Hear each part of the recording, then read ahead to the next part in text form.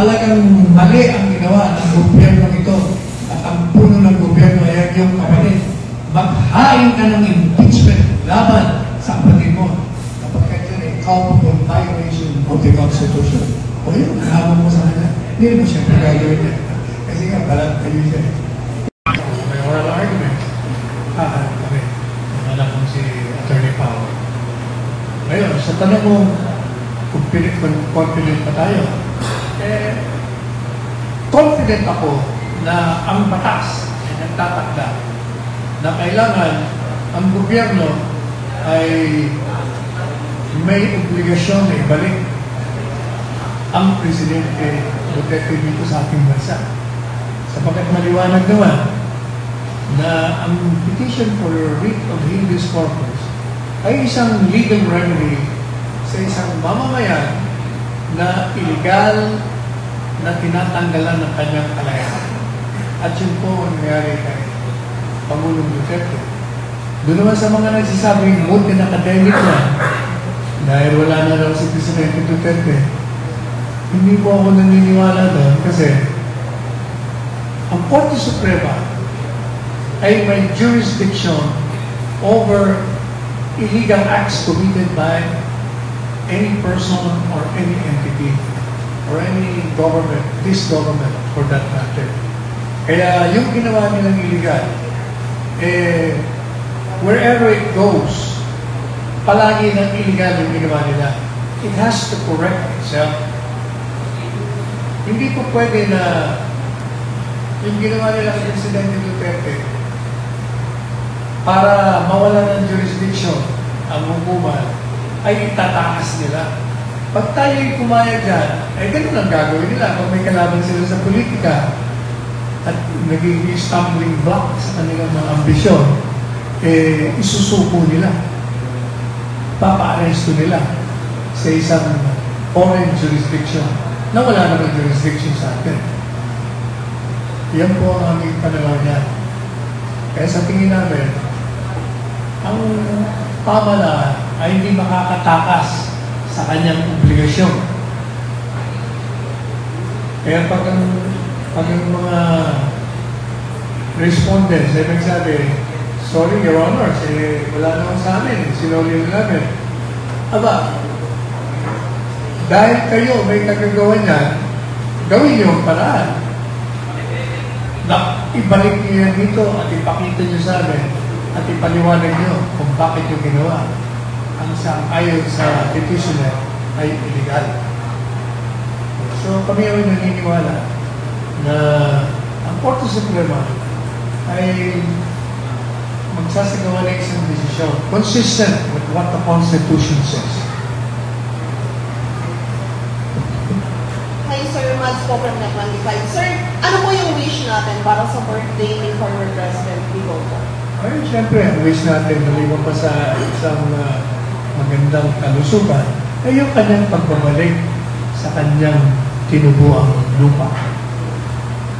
Sapagat ang isang sa pinakamasakit, palagay ko sa isang mamamayan, ay mamatay sa ibang bansa at hindi sa kanyang lupang pinananakan.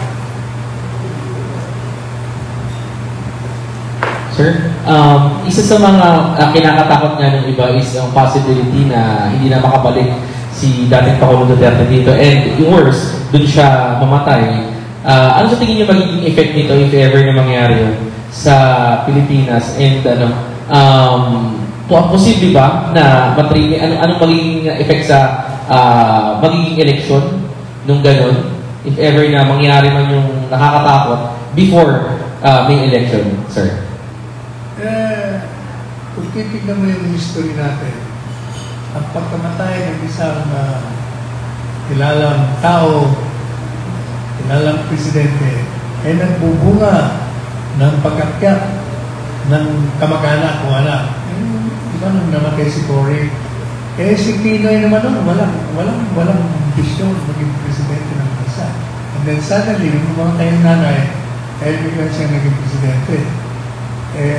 Ganyan din ang nakikita natin dito.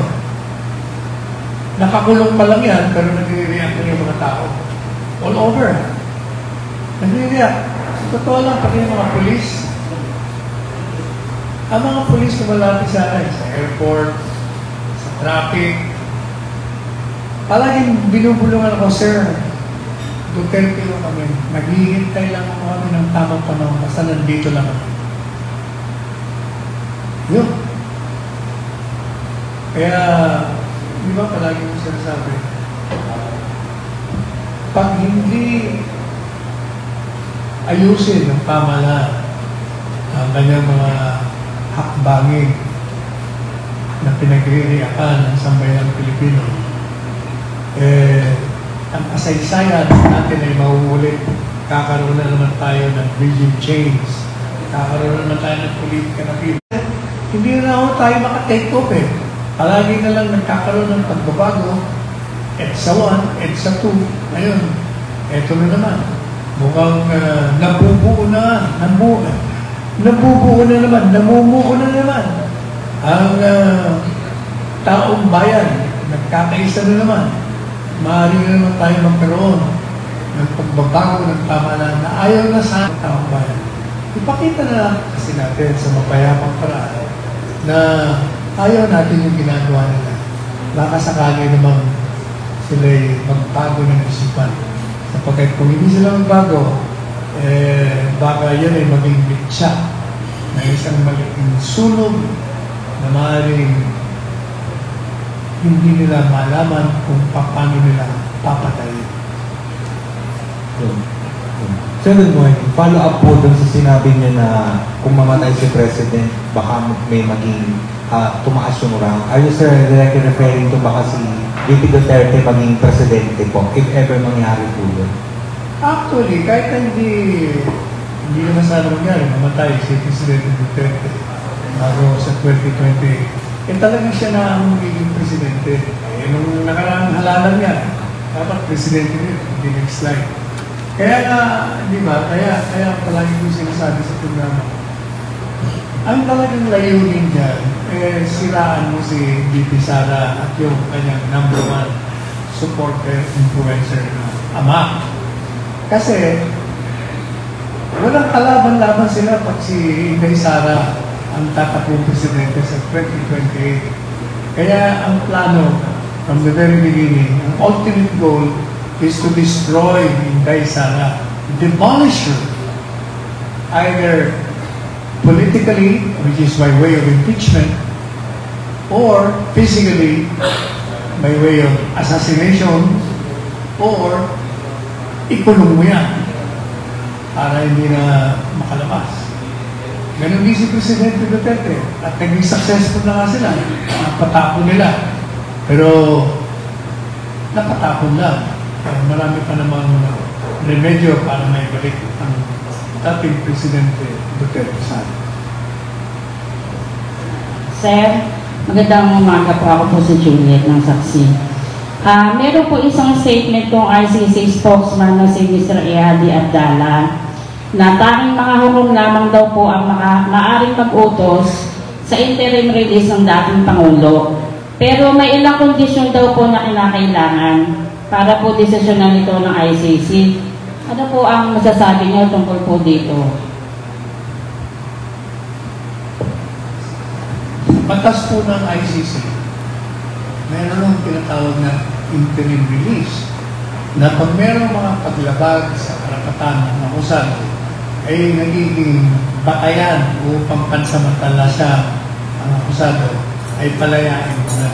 At palagay ko yun ang gagawin ng mga abogado dun sa hearing.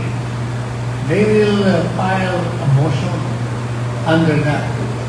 Magandang pagkakataon yun.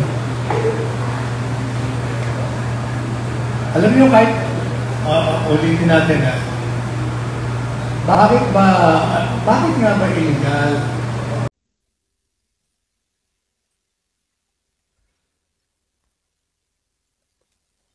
Magandang araw sa inyong lahat.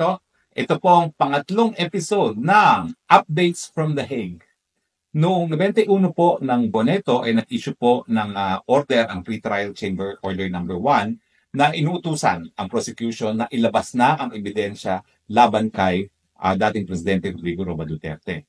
Binigyan ng hukuman ang prosecution ng hanggang 4 ng Abril para ilantad ang ebidensya nila na ginamit para makakuha ng warrant of arrest, no?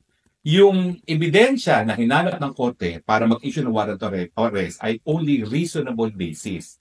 Ito po ay mas mababa sa probable cause. So, actually, sa mga burden of evidence po, pinakamababa is yung sa civil cases, no?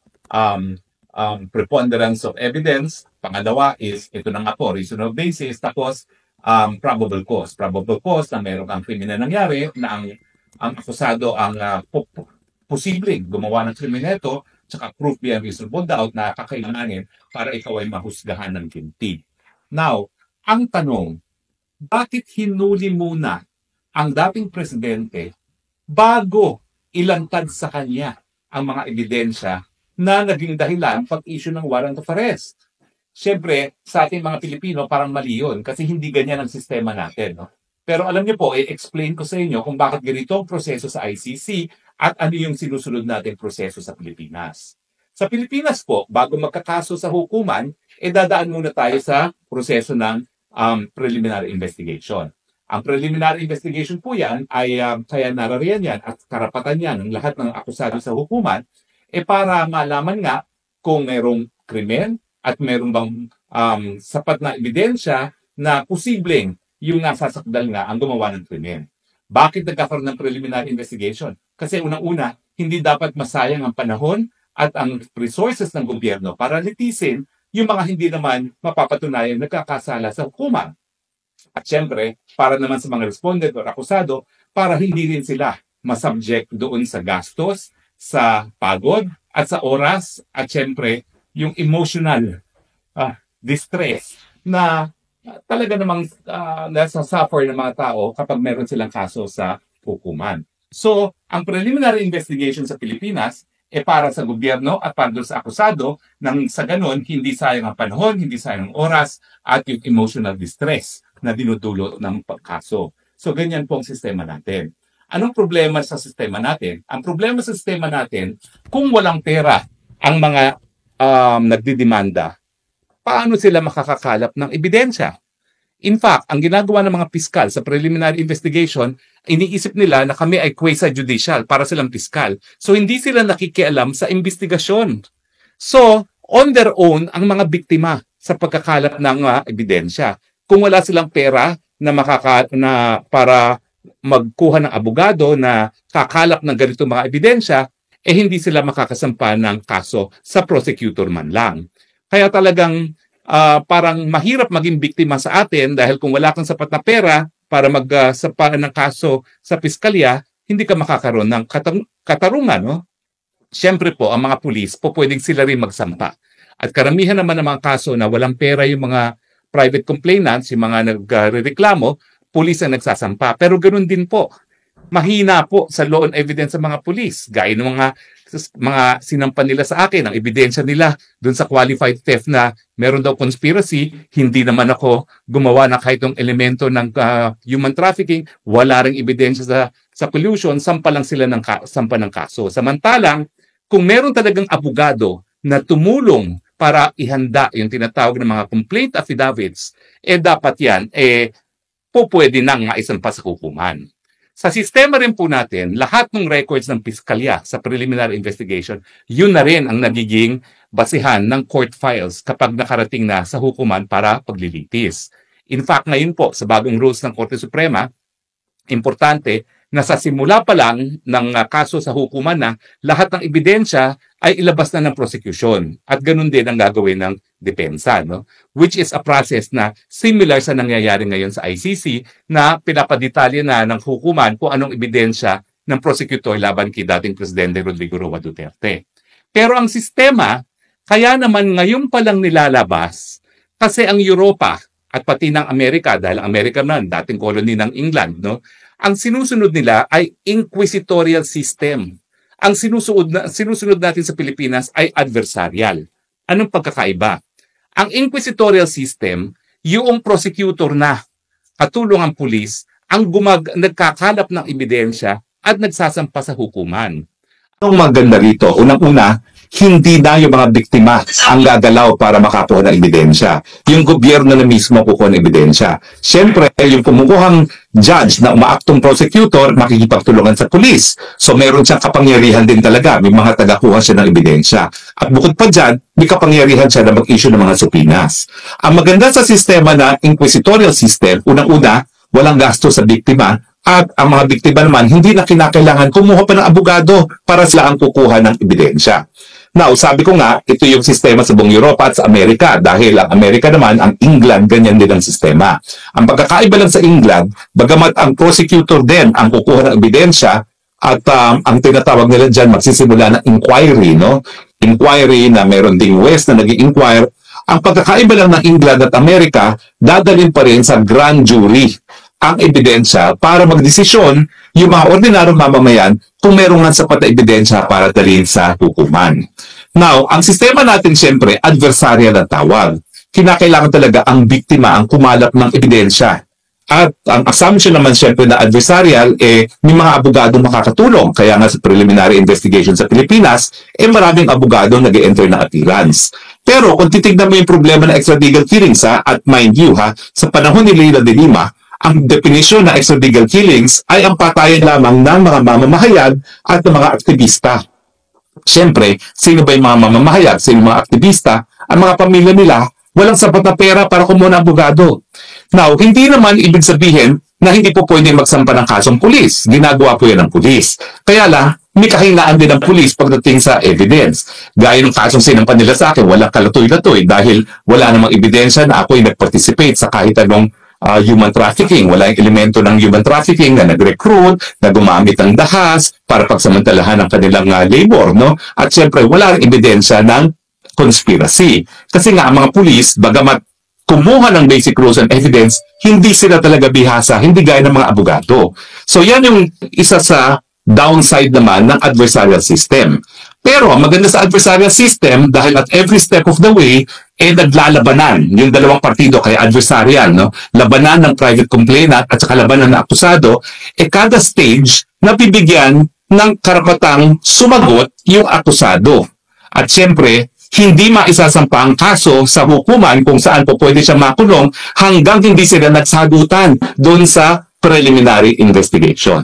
Ibig sabihin, yung dalawang sistema ng inquisitorial at adversarial, merong pros and cons. Ulitin ko, doon sa inquisitorial na ang prosecutor kasama ang pulis ang kakalap ng ebidensya, walang gastos ang biktima, bihasa sa batas ang mga prosecutors o kaya West na kumakalat ng ebidensya. Number 3, merong power to subpoena. At saka number 4, siyempre, yung karanasan. Kasi bihasa na sila kumalap ng ebidensya.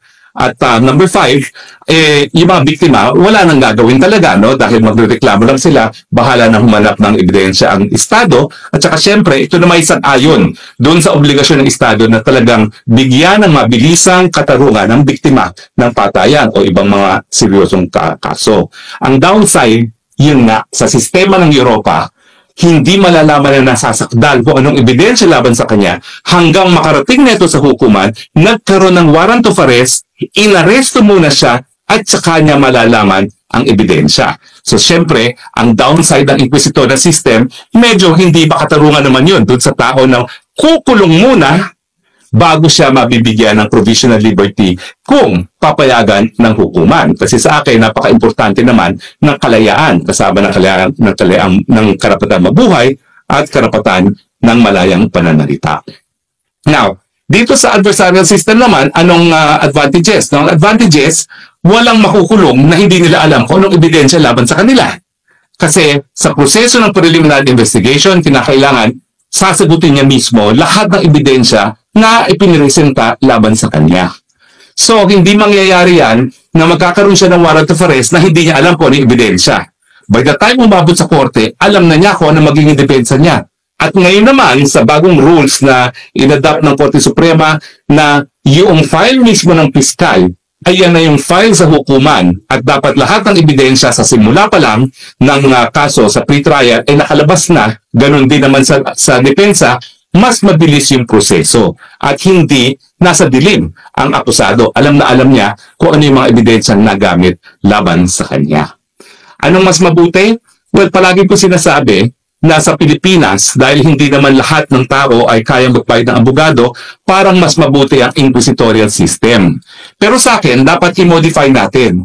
Pwede naman kasi na ang gobyerno sa pamamagitan ng piskal ang kakalap ng ebidensya sa tulong ng pulis, pero at every stage of the way, mabigyan ng access ang akusado.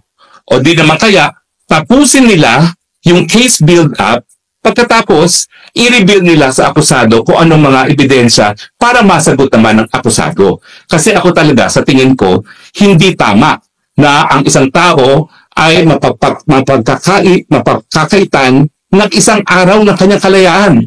Unthinkable sa akin yan. Gaya ng sentimiento ng maraming Pilipino ngayon na hindi dapat nakakulong si PRRD na hindi man lang niya alam kung ano yung mga ebidensya na hinain laban sa kanya. So, ang ating gusto mangyari sa Pilipinas, at kung tayo makakabalik sa Kongreso siguro, ay modified inquisitorial. Hindi na dapat ang mga partido, ang mga nagrereklamo, nagsasampa ng ebidensya, kakalap ng ebidensya. Pwedeng simulan, pwedeng gobyerno na mismo ang kumalap ng ebidensya kasi standard naman yan kung patayan, death certificate, autopsy report, witnesses of killing, physical evidence, documentary evidence. Yan lang naman ang mga ebidensya documentary, testimonial, physical. Diba? So, kunin na lahat yan nung mga bihasang mga prosecutor katulong ng mga pulis nang hindi na nakasalalay sa biktima lamang. Pero tingin ko, para rin marespetong karapatan mga nasasakdal at meron namang overwhelming presumption of innocence at uulitin ko po hindi sa akin tama na isang araw man, miski isang araw lang pagkakakulong, makukulong ang isang tao na hindi alam ang ebidensya laban sa kanya, no? Dapat, bago maisampa sa hukuman, yung buong case file ng piskal dapat i-reveal sa akusado. Siguro nga po, kung makakabalik ako sa Kongreso, ganyang sistema ang gagawin ko. Well, alam niyo po, itong idea naman inquisitorial at saka adversarial, hindi sa akin unang nanggaling yan. Isa yan sa advocacy ng aking lolo na si Jovito Salonga na matagal niyang sinasabi na dapat pag-aralan natin yung pagbabalik sa sistema ng Espanyol. Now, alam niyo, Amerika, adversarial yan sa criminal cases. Inquisitorial siya sa preliminary investigation. Kasi nga, seal. Hindi alam nung nasasakdan kung ano yung mga nakalap ng mga ebidensya. Pero pagdating sa paglilitis, adversarial talaga siya. So, parang nagkaroon din ng aberration kasi nga, under Espanyol tayo, under na Amerika, so hindi na natin alam kung ano yung sistema natin sa Pilipinas. So sa akin, dahil hindi naman natin alam kung ano talaga sistema natin sa Pilipinas, dapat siguro gumawa na tayo ng Philippine system. Gayahin natin yung ginagawa ng ICC, pero bago maisampa sa hukuman, dapat malaman muna ng akusado nang siya ay pwedeng mag-offer ng kontrademanda. Bakit? O kita nyo nangyayari ngayon.